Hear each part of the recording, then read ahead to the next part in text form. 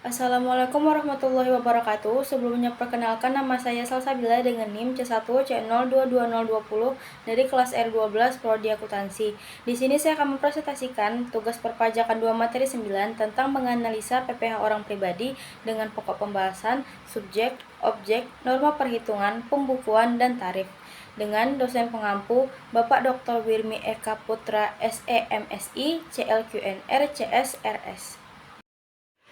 Baiklah, kita masuk kepada pembahasan pertama, yaitu mengenai subjek dalam PPh orang pribadi. Subjek dalam menganalisa PPh orang pribadi meliputi yang pertama, konsep dasar PPh orang pribadi, meliputi pengertian pajak, jenis-jenis pajak, konsep PPh orang pribadi, dan sebagainya. Yang kedua, jenis PPh orang pribadi, meliputi jenis-jenis penghasilan yang dikenakan PPh orang pribadi. Yang ketiga, cara menghitung PPh orang pribadi, meliputi cara menghitung PPh orang pribadi dan aturan-aturan terkait perhitungan PPh orang pribadi. Yang keempat, peran pajak dalam perekonomian, meliputi pentingnya pajak sebagai sumber pendapatan negara, peran pajak, dan dampak pajak. Dan yang terakhir yaitu perubahan aturan pajak, meliputi perubahan aturan pajak yang terjadi di Indonesia, baik yang sudah berlaku maupun yang akan datang. Dengan menyeluruh membahas subjek-subjek tersebut, maka akan menciptakan pemahaman yang lebih komprehensif dan mendukung seseorang dalam memahami dan mengelola PPh orang pribadi yang harus dibayarkan dengan tepat dan benar.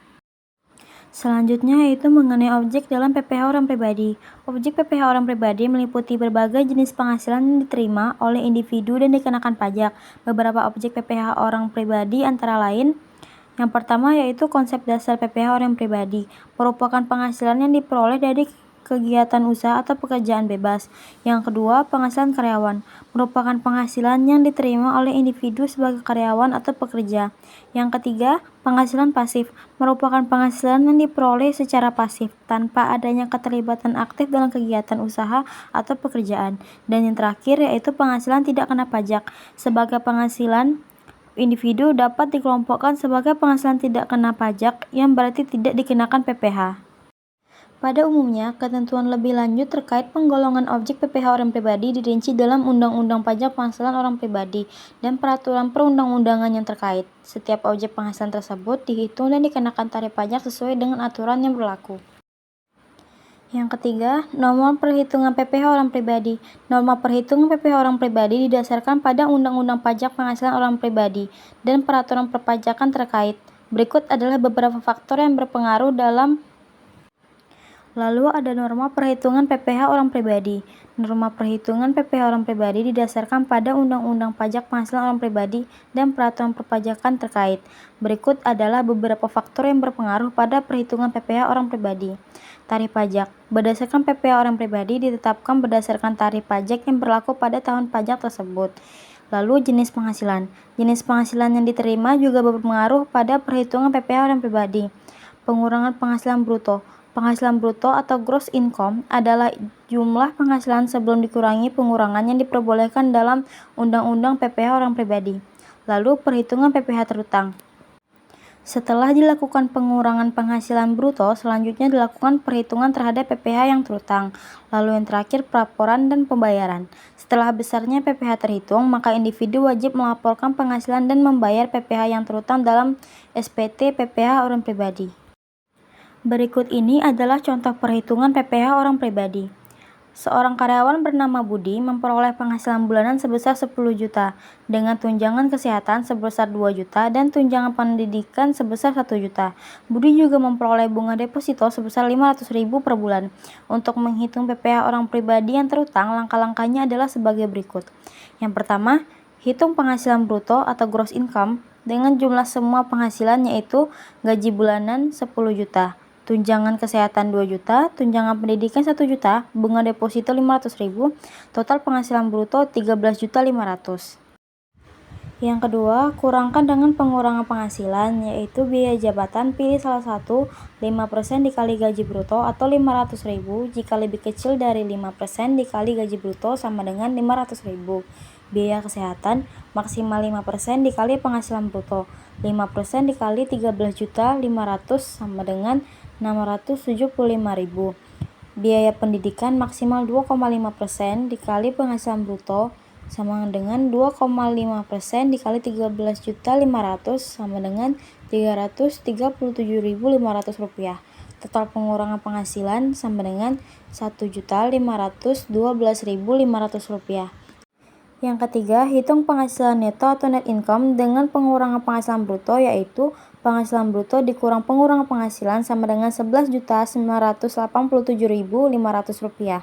4. Tentukan besarnya PPh orang pribadi yang harus dibayar dengan menghitung tarif pajak sesuai dengan penghasilan neto. Bagian pertama, dimulai dari 0 sampai dengan 50 juta, tarif pajak 5%. Bagian kedua, 50 juta sampai dengan 250 juta, tarif pajak 15%. Bagian ketiga, di atas 250 juta, tarif pajak 25%. Dari uraian tadi, sesuai dengan tarif pajak, maka bagian pertama, PPh terutang 5% dikali Rp11.987.500, hasilnya Rp599.375. Total PPh yang harus dibayar adalah Rp599.375. Jadi, PPh orang pribadi yang harus dibayar oleh Budi adalah sebesar Rp599.375. Pada pembahasan keempat, yaitu mengenai pembukuan PPh orang pribadi. Pembukuan PPh orang pribadi perlu dilakukan untuk menjaga kepatuhan terhadap peraturan perpajakan yang berlaku. Berikut ini adalah beberapa hal yang perlu dicatat dalam pembukuan PPh orang pribadi. Yang pertama, pendapatan. Catat semua jenis pendapatan yang diterima, baik yang kena pajak maupun yang tidak kena pajak. Lalu pengurangan penghasilan. Catat semua biaya-biaya yang dapat dikurangkan dalam perhitungan PPh orang pribadi, misalnya biaya jabatan, biaya kesehatan, dan biaya pendidikan. Dilanjutkan dengan pajak yang terutang. Catat jumlah PPh yang terutang setelah dikurangkan dengan pengurangan penghasilan. Selanjutnya, tarif pajak. Catat tarif pajak yang berlaku sesuai dengan besarnya penghasilan. Lalu, pembayaran PPh. Catat semua pembayaran PPh orang pribadi, baik melalui pemotongan dari penghasilan maupun pembayaran langsung. Selanjutnya, laporan SPT. Catat semua laporan SPT PPh orang pribadi yang telah dilaporkan ke KPP dan pembayarannya beserta bukti-bukti setorannya. Pembukuan PPh orang pribadi dapat dilakukan dengan menggunakan software akuntansi atau secara manual dengan membuat catatan dalam buku kas atau jurnal. Penting untuk menyimpan semua dokumen dan bukti-bukti transaksi untuk keperluan audit nanti. Hal ini juga penting agar dapat dilakukan pemeriksaan oleh pajak. Pembukuan dapat menunjukkan bahwa pajak sudah dilaporkan dan dibayarkan 10 dengan benar. Hal ini juga membantu untuk melakukan perhitungan PPh orang pribadi secara efisien dan memastikan bahwa pajak yang terutang telah dibayar dengan tepat waktu. Pembahasan yang terakhir yaitu mengenai tarif PPh orang pribadi. Berikut adalah tarif PPh orang pribadi yang berlaku di Indonesia. Bagian pertama, penghasilan kena pajak hingga 50% juta, tarif 5%. Bagian kedua, penghasilan kena pajak di atas 50 juta hingga 250 juta, tarif 15%. Bagian ketiga, penghasilan kena pajak di atas 250 juta, tarif 25%. Perlu diperhatikan bahwa tarif pajak dihitung berdasarkan besarnya penghasilan neto atau penghasilan setelah dikurangi pengurangan penghasilan, biaya jabatan, biaya kesehatan, dan biaya pendidikan. Penghasilan bruto belum dikurangi pengurangan penghasilan tidak dihitung langsung dengan tarif pajak di atas. Selain tarif pajak di atas, untuk penghasilan dari investasi seperti bunga bank, keuntungan pada saham, dan dividen dapat dikenakan tarif pajak sebesar 20%. PPh orang pribadi wajib membayar pajak secara mandiri melalui SPT tahunan. PPh orang pribadi yang berisi perhitungan pribadi penghasilan di tahun pajak terkait yang akan diajukan ke KPP setiap tahunnya. Sekian, terima kasih. Mohon maaf bila ada kesalahan dalam penyampaian dan materi saya berikan. Saya akhiri dengan wassalamualaikum warahmatullahi wabarakatuh.